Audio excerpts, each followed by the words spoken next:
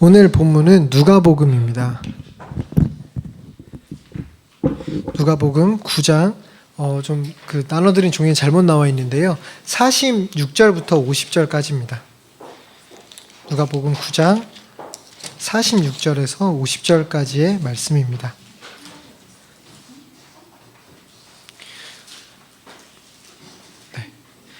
한 절씩 교독하도록 하겠습니다. 제가 먼저 읽고 한 절씩 교독하도록 하겠습니다. 제자 중에 누가 크냐 하는 변론이 일어나니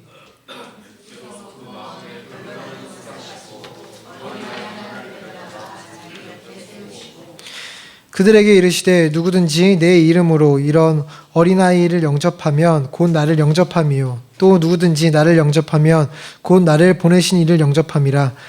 너희 모든 사람 중에 가장 작은 그가 큰 자니라.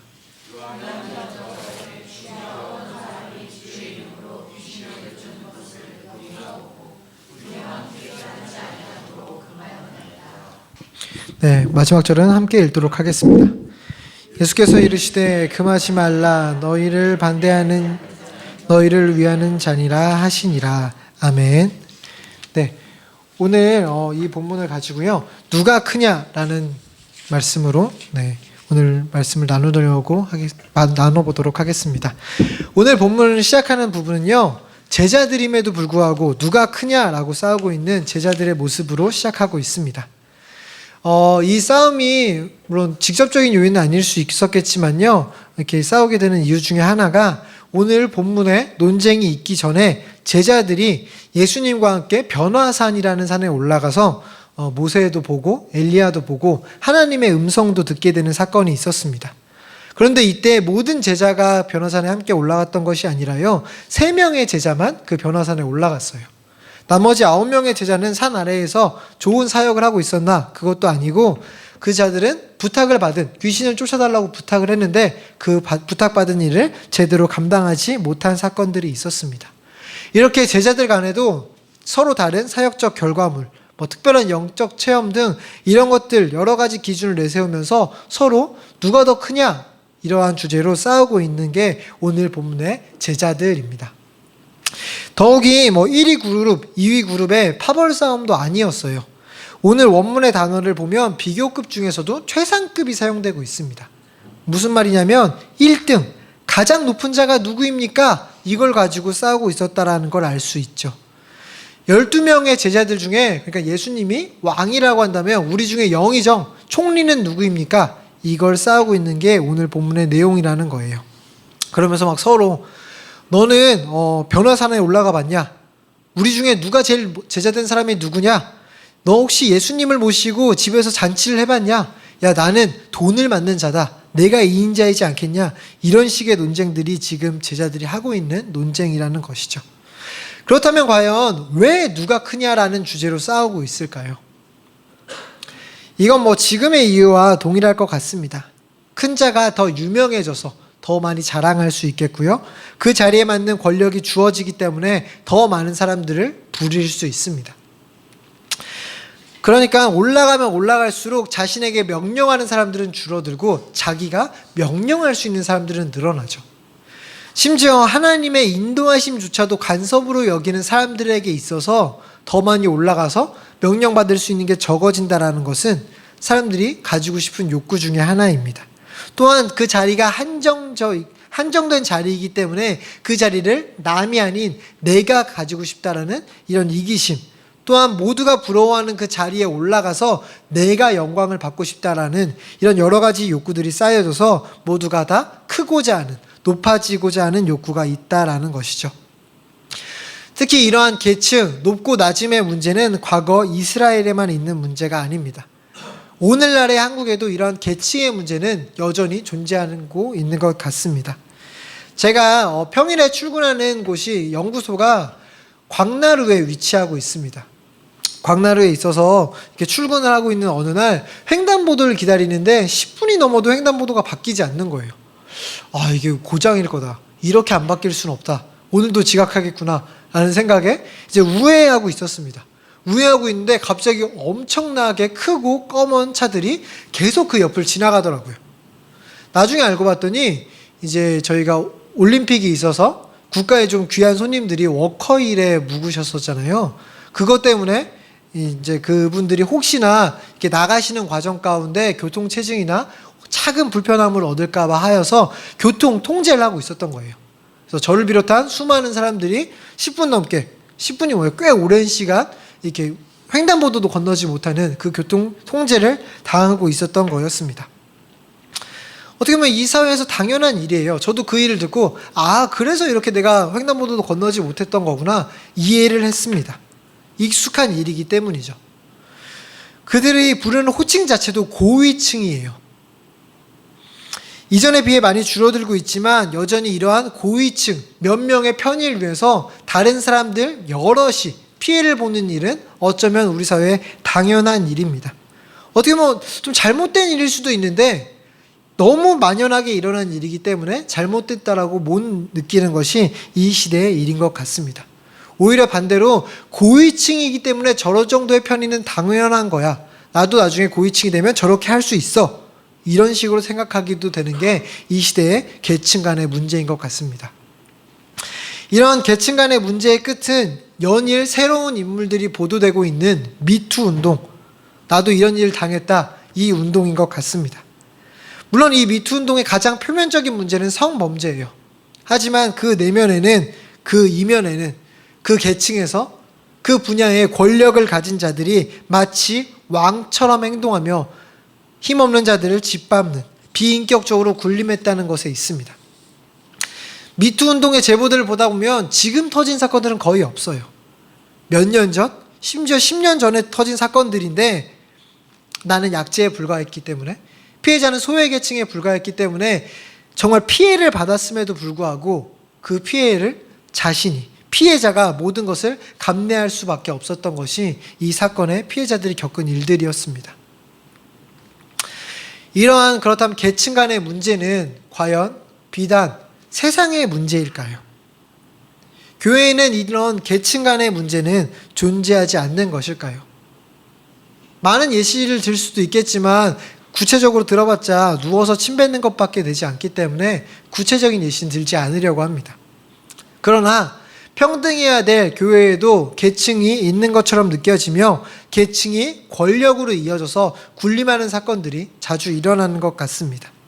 무엇보다 일부 교회 내에서 있는 고위층이라고 불리우는 사람들 때문에 그 사람들의 간단한 편의를 위해서 수많은 사람들이 불편을 감수해야 되는 일도 많이 나타나고 있습니다.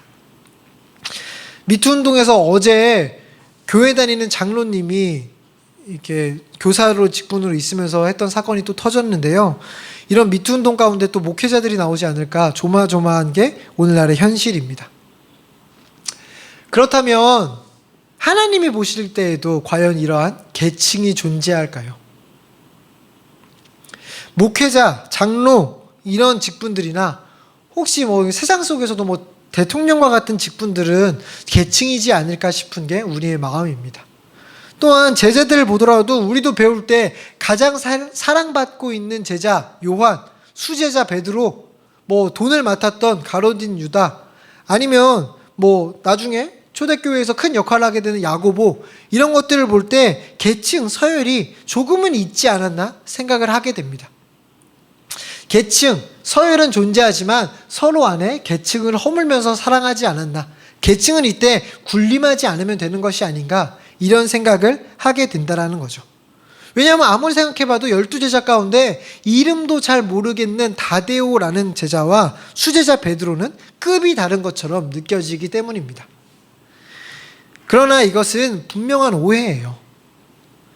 우리는 자리가 다름을 권력이 다름, 서열의 차이로 생각하게 된다는 것입니다. 오직 질서와 효과적인 사역 때문에 하는 일이 다를 뿐이지, 즉 모두가 지도자의 역할을 할 수가 없고 모두가 회개를 볼 수 없기 때문에 하다못해 반주를 할 때도 뭐 피아노 반주가 있고 첼로 반주가 있는데 둘 중에 무엇이 더 크다, 무엇이 더 작다 말할 수 없다라는 것입니다.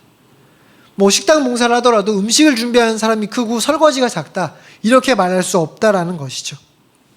하나님께서는 각자의 은사와 달란트에 맞게 어떤 자리를 허락해 주시는 것 뿐이지 그 자리에 크고 낮음, 권력의 크고 낮음이 없다라는 것입니다. 손이 발보다 낫다라고 할 수 없고 눈이 코보다 귀하다라고 얘기할 수 없는 것과 같은 이치시죠. 그러니까 우리가 자꾸 착각하는 문제, 교회 안에 계층은 존재하고 있는데 이 계층 안에서 서로가 서로 높은 자가 낮은 자에게 편하게 대해주고 낮은 자가 높은 자에게 그냥 허물없이 대하는 이렇게 대해야 됩니다가 아니라 계층 자체가 존재하지 않는다라는 거예요. 모두가 하나님 앞에선 큰 자라는 것입니다.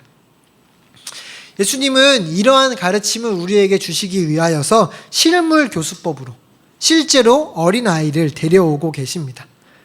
그 당시에 어린아이들이 어떤 존재였는지를 좀 엿볼 수 있는 구절이요, 누가복음 18장 15절인데요. 우리 한번 이 누가복음 18장 15절을 함께 읽어보도록 하겠습니다. 읽겠습니다. 시작.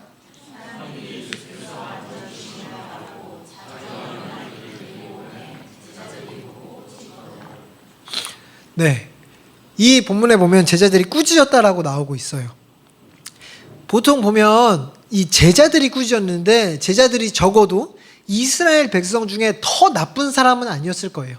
뭐 더 많이 착한 사람, 완벽히 선한 사람은 아니다 할지라도 중간 이상 되는 게 제자들이었을 것입니다. 근데 제자들마저도 지금 어린 아이들이 나오니까 꾸짖었대요. 야, 너네 지금 여기가 어딘 줄 알고 나와? 너네 지금 어디, 지금 어른들 이야기하는데 너 가. 예수님 앞에서 너 빨리 가. 이것보다 훨씬 더 심하게 꾸짖고 무시했을 것입니다. 왜냐하면 인원을 체크할 때 어린아이, 여자와 함께 인원수에도 포함되지 않는 자들이었어요. 무시되는 게 당연한 자들이었습니다. 이렇게 무시하고 꾸짖었는데 이게 잘못인지도 몰랐을 거예요. 왜냐하면 너무나도 익숙하게 무시하고 있었기 때문이죠. 아직 무슨 큰 잘못을 하지도 않았어요. 그러나 이 너무나도 작고 작은 어린아이에 비해 너무나도 크고 큰 예수님이 혹시라도 작은 불편함을 느끼실까봐, 혹은 이 어린아이에 비해 너무나도 큰 자인 어른들이 모여서 얘기하는데 이 작은 어린아이가 작은 방해라도 할까봐, 아직 방해를 한 것도 아닌데도 꾸짖어 내어 쫓았다라는 것입니다. 이것은 그 당시에 아주 당연한 일이었죠. 뭐 지금도 당연히 이러한 계층, 어른과 아이의 계층의 벽이 있고요. 더 전으로 올라갈수록, 옛날로 올라갈수록 조선시대 정말 너무나도 심각했던 이런 계층의 벽이 있었습니다. 그러나 그것보다 더 심한 벽이 바로 이 이스라엘에게 있었다라는 거예요. 이런 계층의 벽이 있는 이스라엘에서 예수님이 정말 말도 안 되게 이 어린아이 보고 가장 작은 자를 향하여서 이 자가 제일 크다라고 말씀하십니다. 그리고는 이 어린아이와 가장 큰 자, 너무나도 안 어울리는 이 두 가지를 연결하기 위해서 예수님 중간에서 매개체 역할을 해주세요. 이 간극을 메우는 게 48절의 내용인데요. 거기서 보면 예수님은 작고 작음으로 인하여서 어린아이와 동일시되어 말씀해주고 계십니다.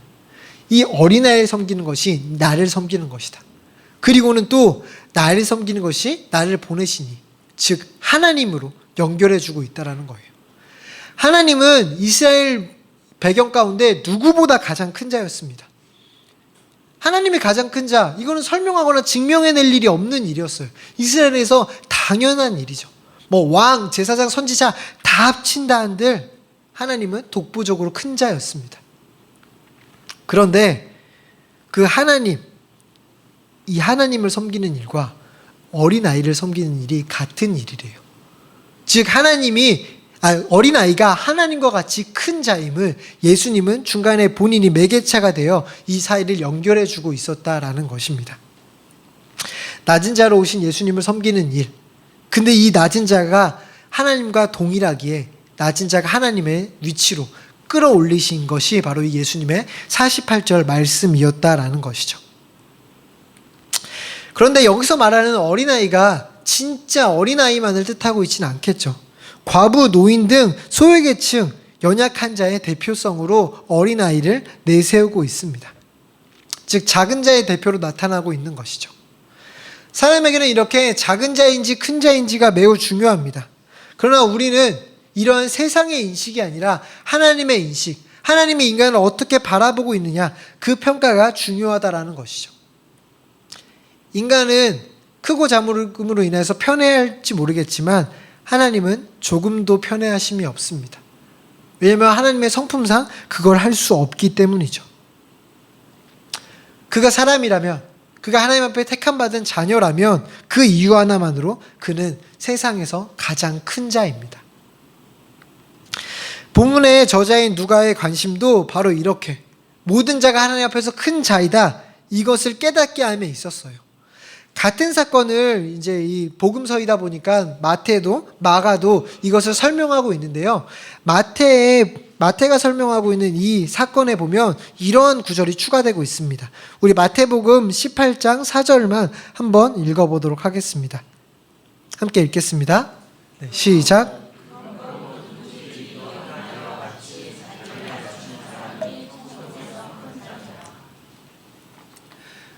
네, 마태는 지금 이 말씀을 이야기하고 있어요. 무슨 말이냐면 너희가 큰 자가 되고 싶냐? 큰 자가 되려면 작은 자를 섬기는 것이 큰 자다.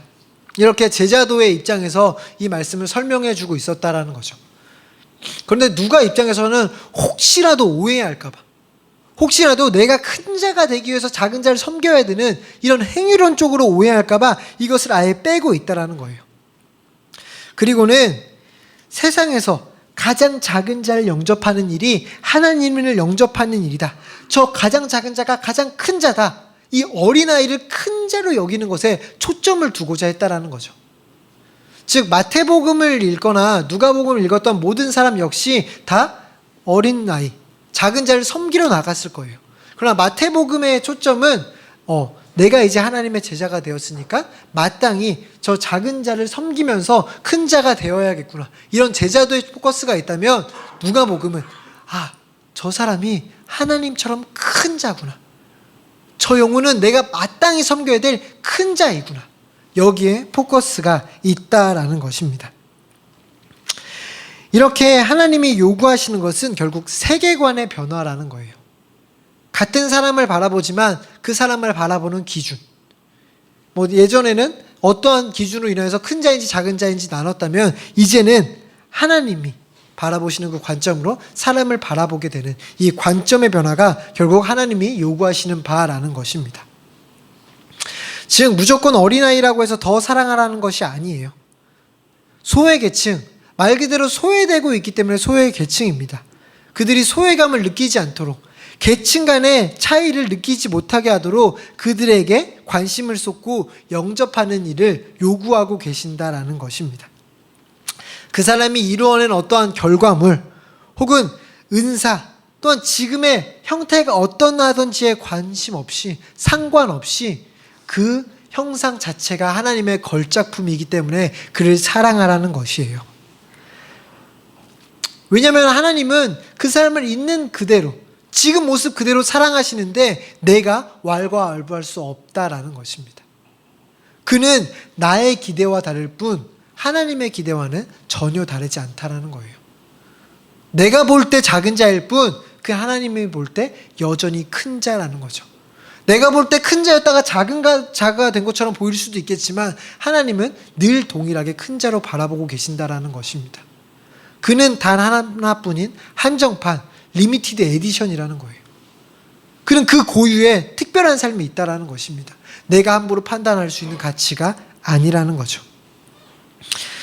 그렇기에 우리도 하나님이 그렇게 바라보고 계시기에 우리도 그를 그렇게 바라봐야 된다라는 것입니다. 마땅히 높이는 게 제자로서 당연한 삶이라는 것이죠. 그렇다면 이렇게만 듣고 그래, 내가 제자니까 마땅히 크게 여겨야겠다, 복지, 봉사기구도 따라다니고 주변에 있는 자들도 좀 섬기자, 이런 어떤 행동의 변화를 요구하는 것일까요? 제가 지금 어떤 행동의 요구, 진짜 어린아이를 좀 안아주는 것, 이런 어떤 행동의 변화를 위해서 이 설교를 하고 있는 것일까요? 정말 하연이를 정말 안아주길 위해서.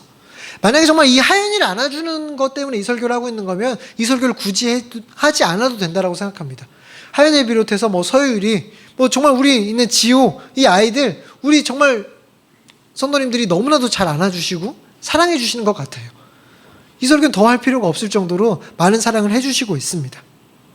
그러나 단순히 이 문자적인 그들만 사랑하는 것이 아니라는 거죠. 소외 계층만 사랑하라는, 특별한 어떤 계층만 사랑하라는 게 오늘 말씀이 아닙니다. 만약 어린아이는 작은 자인데 큰 자처럼 여겨야 되고 내 옆에 있는 사람들은 어떠할까요? 이 자들은 작은 자, 원래 소외 계층은 아니었으니까 그냥 여전히 그냥 뭐 작은 자도 아니고 큰 자도 아니고 중간, 이 정도로 여겨야 되는 것일까요? 어쩌면 소외 계층보다도 나 개인적으로는 옆에 있는 사람들을 가장 작은 자로 여기진 않았었나요?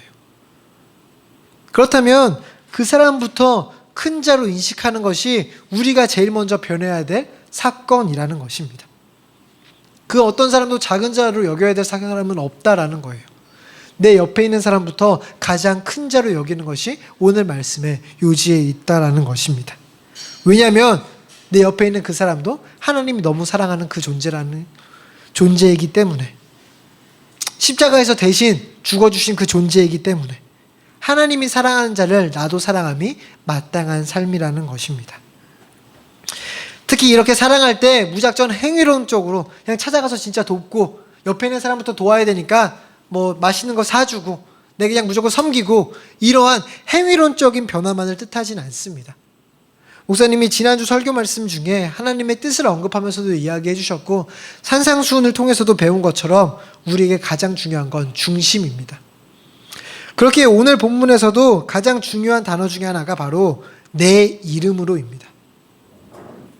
어린아이를 가장 큰 자로 여기는 것, 이것에서 중요한 게 바로 내 이름, 그것이 하나님의 뜻이기 때문에 그렇게 행해야 된다라는 것이죠. 즉 어린아이를 섬기는 일이 그들이 이제 미래의 주역이니까, 이들이 커서 교회가 부흥할 수 있으니까, 이런 맥락이 아니라 그것이 내 이름으로, 그것이 하나님의 뜻이기 때문에 내가 그렇게 해야 된다라는 것입니다. 그들을 영접함이 하나님이 기뻐하시는 일이래요. 근데 어떻게 생각해 보면 이 소외 계층을, 내가 작은 자로 여기던 자들을 진심으로 영접함은 하나님 안에서만 가능합니다. 물론 척은 할 수 있을지 몰라요. 영접하는 척, 존중해주는 척은 할 수 있을지 모르지만 진정으로 그들을 받아들이는 것, 이기적인 인간에게 너무나도 어려운 요구입니다. 그렇기에 이 일은 위로부터 오는 사랑, 예수님의 사랑을 알고 있는 자들만 할 수 있습니다. 왜냐하면 이 사랑을 내가 받고 있는 사랑이기 때문입니다. 내가 지금 누리고 있는 사랑대로 누릴 수 있고 전할 수 있기 때문이죠. 하나님이신 가장 위대하신 분이 우리를 사랑해 주셨습니다. 단순히 우리를 큰 자로 여겨주실 뿐 아니라, 단순히 몇 가지 도와주셨을 뿐 아니라 우리의 삶으로 아예 내려와 주셨습니다.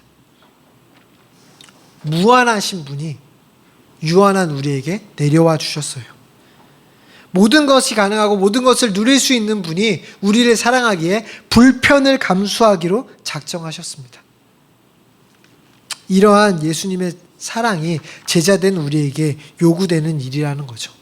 성도로서 마땅히 이러한 일이 하나님을 섬기는 일이요, 종으로서 주인을 기쁘시게 하는 일이고, 내 마음이 진짜 하나님의 마음을 알아서 하나님이 바라보는 영혼을 나도 바라보고 그 자를 사랑하고 섬기는 일이 된다라는 것입니다. 다시 본문으로 돌아와서 누가 크냐고 논쟁을 하다가 이러한 가르침, 이러한 한 소리를 들은 제자 중 요한이 나서서 화제를 전환하고 있습니다. 그 전하는 내용이 49절의 내용인데요. 우리 49절의 내용을 한 번 더 읽어보도록 하겠습니다. 읽겠습니다. 시작.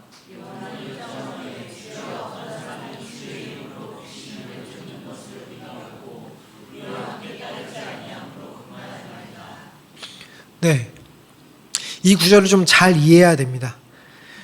왜냐하면 내용 자체는 그냥 나를 따르지 않는 어떤 이들이 귀신을 쫓았기 때문에 금했습니다, 요한이 이렇게 말하고 있는 내용인데요. 죽기를 지금 귀신을 쫓는 일을 왜 못하게 했냐, 다른 이유가 아니라 따르지 않았기 때문이라는 거예요. 여기서 따른다라는 걸 잘 이해해야 되는데요, 이 따른다라는 것을 혹여 제자됨, 순종 이런 것으로 이해하면 이제 제자들은 예수님을 따르고 있는데 귀신을 못 쫓아내는 거고, 어떤 이들은 예수님께 순종하지도 않고 제자가 되지도 않았는데도 귀신을 쫓아냈다라는 것입니다. 이것이 가능할까요? 가능할 수 있습니다. 성경에도 보면 무조건 기적이 있다고 해서 예수님의 역사가 아니라 미혹해야 하는 이적도 있다라는 것이죠. 중요한 것은 은사는 하나님께 온 은사는 이웃사람과 교회를 사랑하라고 주셨다라는 것이죠. 그렇게 아무리 놀라운 은사, 병을 고칠 뿐 아니라 죽은 자를 살리는 은사라 할지라도 예수님 안에서, 교회 안에서 이루어지지 않았다면 그것은 잘못된 것입니다.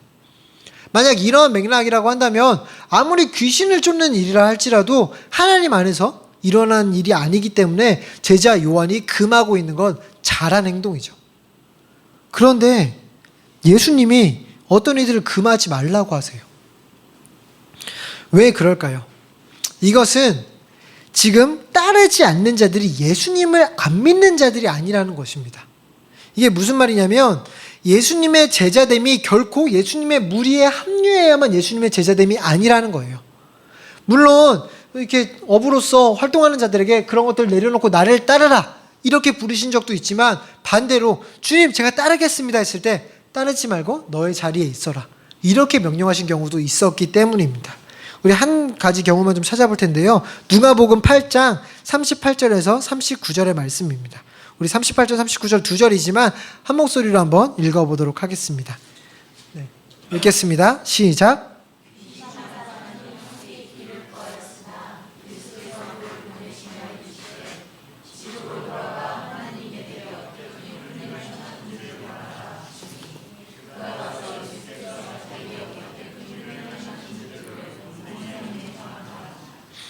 네, 이와 같이 각자의 삶의 자리가 다르다라는 거예요.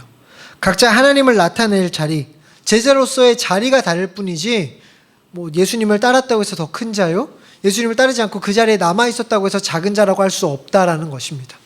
서울에 있는 대형교회 목회를 한다고 해서 큰 자고, 시골에 있는 작은 교회를 섬긴다고 해서 작은 자고, 아니면 뭐 선교지에 있다고 해서 큰 자고, 이런 건 인간의 편견일 뿐 하나님이 보시기엔 누가 크고 작다 할 수 없는 모두 다 큰 사역이라는 것이죠. 그렇다면 제자 요한을 비롯한 나머지 제자들은 왜 이 사역을 금하고자 했을까요? 이는 편협한 마음 때문이었어요. 기득권을 놓치고 싶지 않은 그 나쁜 마음 때문이었습니다. 본문 전에 말씀드린 것처럼 제자들은 귀신을 쫓아내지 못했어요. 그런데 어떤 자들은 제자가 아니면서 따르지 않았으면서도 지금 귀신을 쫓아냈다라는 것입니다. 그렇다면 어떤 자가 큰 자입니까? 당연히 질문 자체가 잘못됐죠. 쫓아냈다라고 큰 자도 아니고 따르고 있다라고 큰 자도 아니고, 그럼 귀신을 많이 쫓아낸 자가 제일 큰 자, 이런 건 아니라는 것입니다. 쫓아낼 수 있었던 것 하나님의 은혜로 가능했습니다. 다 하나님이 하셨던 일이라는 거죠. 그런데 지금 제자들은 귀신을 쫓아내는 자들이 거슬리기 시작한 거예요. 왜냐하면 본인들은 예수님으로부터 특별하게 귀신을 쫓아내라는 명을 받은, 특별한 권능을 받은 자들이었어요. 자주 언급해드리지만 이스라엘은 선민사상 그것 하나로 그 자부심으로 살았던 자들입니다. 근데 12제자는 어떤 자들이에요? 메시아라는 사람이 와서 특별히 선택받은 자들이에요. 딱 12명밖에 없는. 예수님 설교하실 때 5,000명을 먹이신 일을 볼 때 성인만 5,000명이었기 때문에 10,000명, 20,000명이 넘는 엄청난 군중이 몰렸지만 그 군중들 중에서도 선택받은 딱 12명밖에 없는 자들이었습니다. 그래서 앞서서 12명 중, 그러니까 누가 큰지를 논쟁할 때도 12명이 논쟁했어요. 그냥 다 필요 없다라는 거예요. 2인자는 분명히 12명 중에 있다라는 것이죠. 2인자부터 뭐 쭉 있는 서열이 바로 우리만의 서열만 정하면 된다라는 게 이들의 생각이었습니다. 얼마나 특권의식이 강했는지를 알 수 있는 부분이죠. 그런데 이렇게 특권의식을 갖고 있던 제자들이 병 고치는 일에 실패했다라는 거예요. 모두가 실패했으면 그래, 귀신을 쫓아내는 일이 이토록 어렵다, 그러나 우리가 이전에 자주 쫓아내지 않았었냐, 우리가 다시금 쫓아내는 일이 일어날 수 있을 것이다, 이렇게 얘기할 텐데 아직도 여전히 누군가는 귀신을 쫓아내고 있었다라는 거예요. 제자들 체면이 말이 아니죠.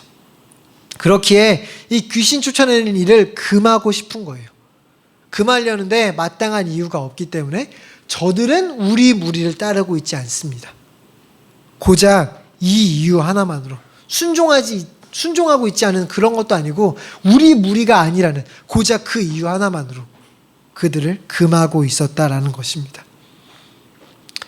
즉 제자들은 자기에게 주어진 사명도 제대로 감당하지 못하면서 기득권만 주장하고 있는 거예요. 어리석음의 극치를 보여주고 있습니다. 만약 이들이 진짜 잘못했으면 예수님이 금했을 거예요. 우리 예수님이 금하고 있는 사건도 있는데요. 누가복음 11장 23절이 그러합니다. 우리 이것만 마지막으로 한 번 더 읽어보도록 하겠습니다. 네, 누가복음 11장 23절 함께 읽도록 하겠습니다. 시작.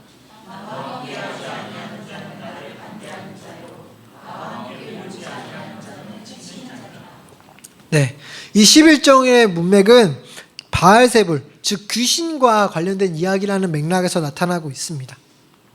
이렇게 주님의 기준은 딱 이거 하나라는 거예요. 9장이냐 11장이냐.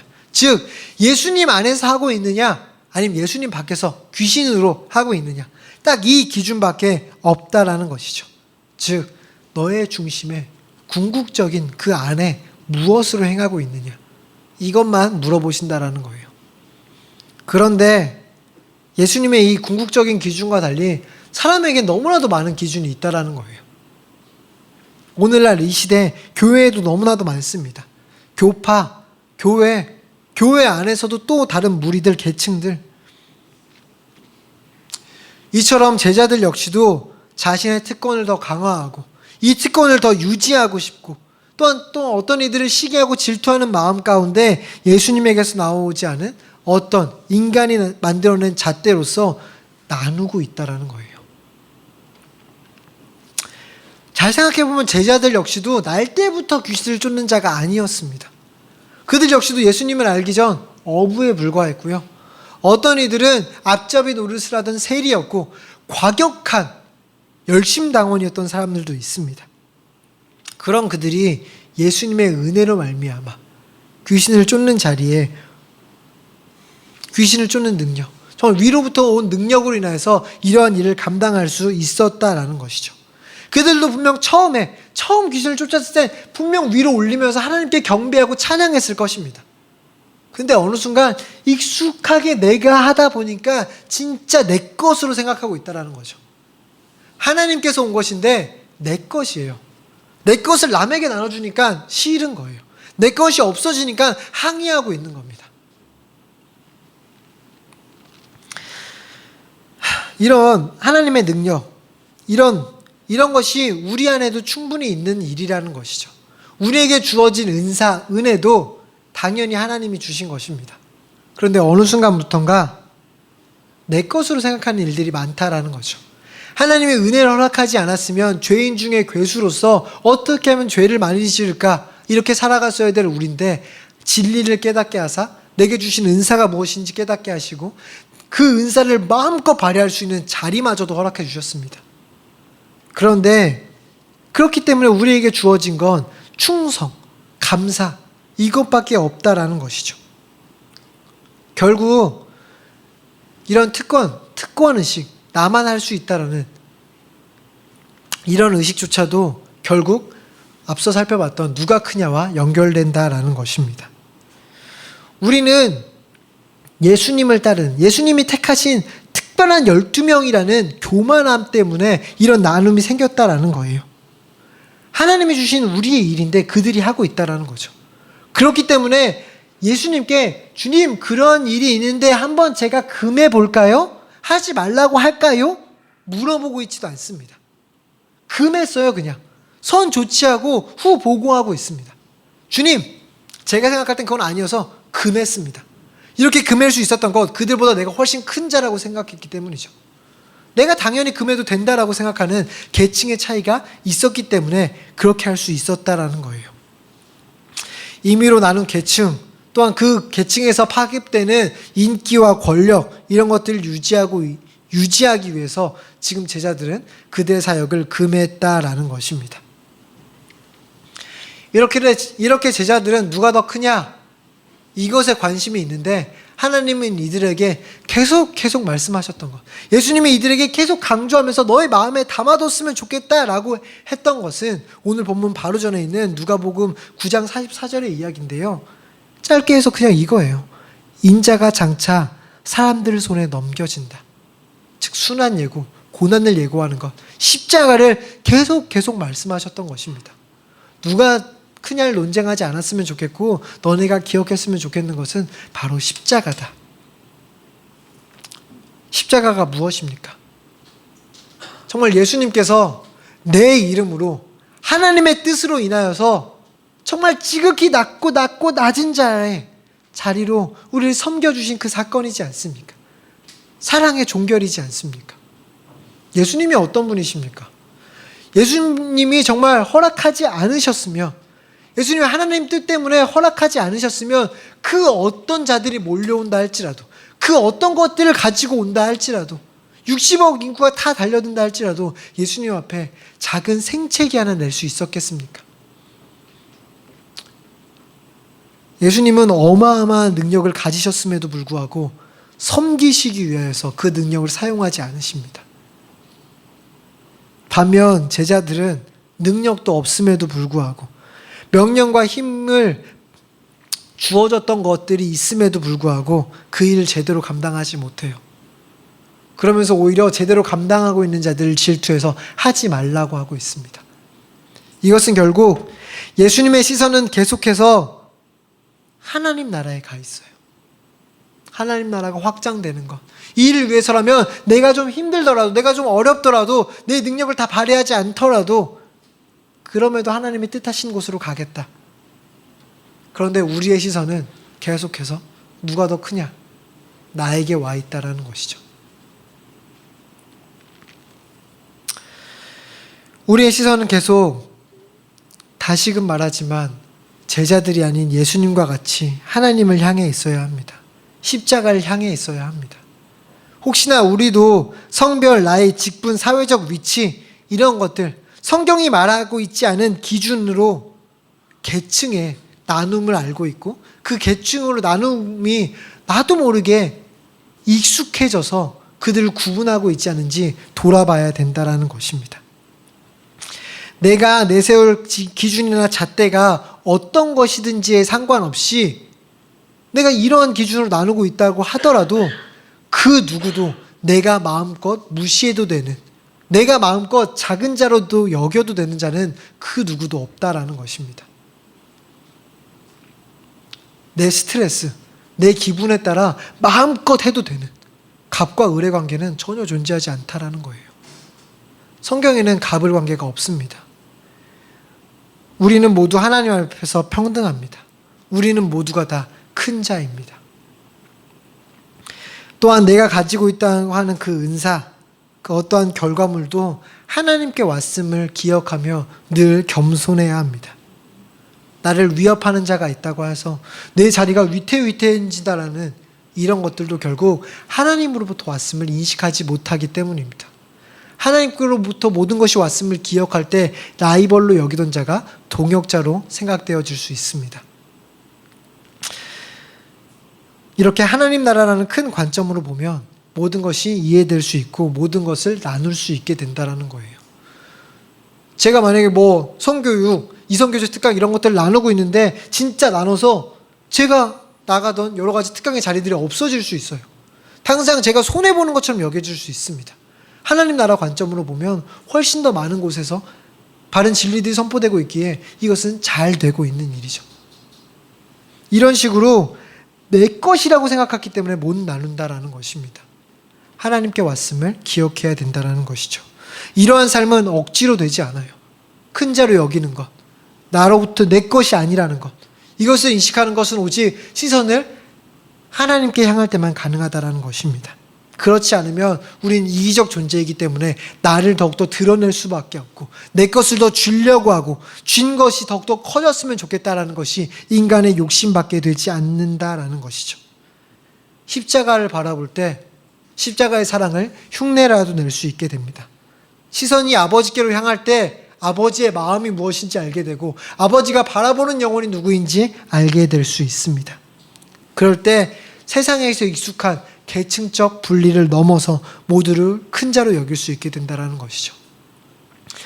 이렇게 작은 자를 섬기는 일이 가장 위대한 일이 될 때 우리는 위대한 일, 큰 자가 되고 싶은 욕심을 내려놓을 수 있게 됩니다. 다시 한 번만 더 얘기하겠습니다. 우리는 가장 작은 자를 섬기는 일이 가장 위대한 일이라고 생각하게 될 때 가장 큰 자가 되고 싶다라는 욕심을 내려놓을 수 있게 된다라는 것입니다. 네, 오늘 조금만 긴데요. 조금만 더 할게요. 이제 가끔씩 하다 보니까 욕심이 많아져서 이 욕심을 내려놔야 되는데요. 네, 왜냐하면 원래 여기까지만 하고 끝냈어야 되는데 맨날 삶에서 여러분 삶에서 좀 여러분들의 과정 가운데 삶의 자리가 다르기 때문에 구체적인 사람, 구체적으로 작은 자라고 여겼던 자를 큰 자로 여기시는 일이 있었으면 좋겠습니다 라고 끝내야 되는데 맨날 이렇게 말만 하다 보니까 그냥 찾아보세요만 했지 구체적인 예시를 못 드린 것 같아서 구체적 예시를 하나 소개하는 것으로 설교를 마무리하려고 하는데요.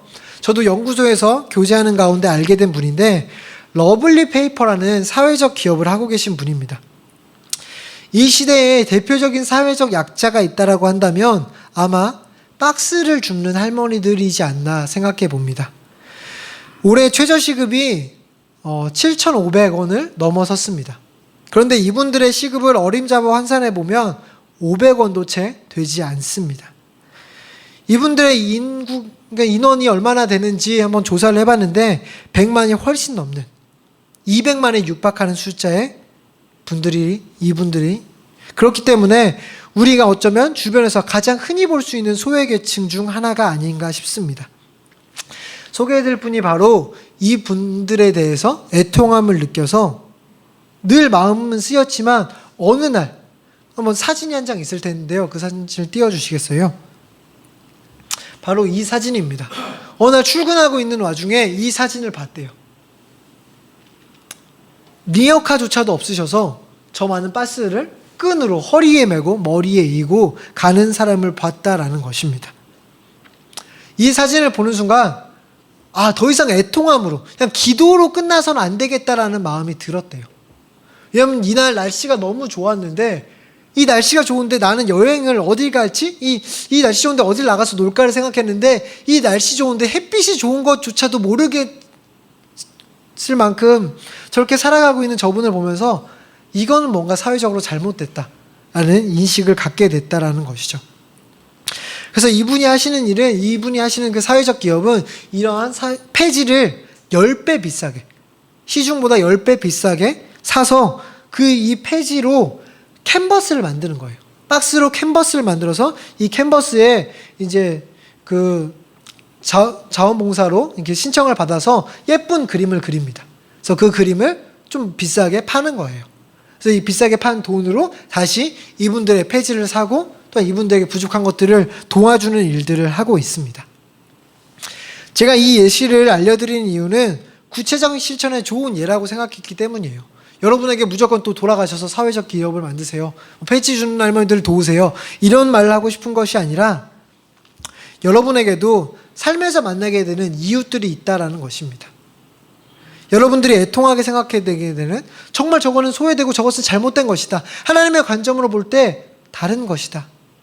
생각되는 어떤 부분이 있다라는 것입니다. 가장 가까운 이웃, 가정, 교회, 직장 동료부터 이런 감정을 느낄 수 있다라는 거예요. 그들은 결코 누가 큰지 작은지를 다툴 사람들도 아니고 기득권을 가지기 위해서 내 것을 쥐고 이 사람에게는 없이 하는 그런 라이벌 대상이 아니라는 것입니다. 물론 그렇다고 중요한 것 하나가 무조건 불쌍히 여길 대상도 아니라는 거예요. 불쌍히 여긴다라는 것 이면에 그 자를 나보다 낮게 여긴다는 게 포함될 수 있기 때문입니다. 그 사람은 우리보다 큰 자입니다. 왜냐하면 그 사람은 하나님의 형상이기 때문이죠. 그 사람은 하나님이 사랑하는 사람입니다. 그 사람 하나님이 너무나도 사랑하셔서 예수님을 보내셔서 핏값으로 사신 너무나도 귀한 자이기 때문입니다. 그 자의 가격은 십자가의 보혈이라는 거죠. 우리가 섬겨야 되는 이유는 다른 것이 아닙니다. 오직 그것이 하나님의 뜻이기 때문이죠. 섬겨야 되는 이유, 그 자를 섬길 때 하나님이 기뻐하시기 때문입니다. 그 자를 섬기는 이유, 그 자를 섬기는 것이 하나님을 섬기는 일과 동일하기 때문입니다. 이러한 세계관의 변화, 인식의 변화, 삶의 변화가 하나님의 사랑을 아는 우리 모든 같이 걷는 교회 성도님들 가운데 일어나는 변화이길 기대하겠습니다.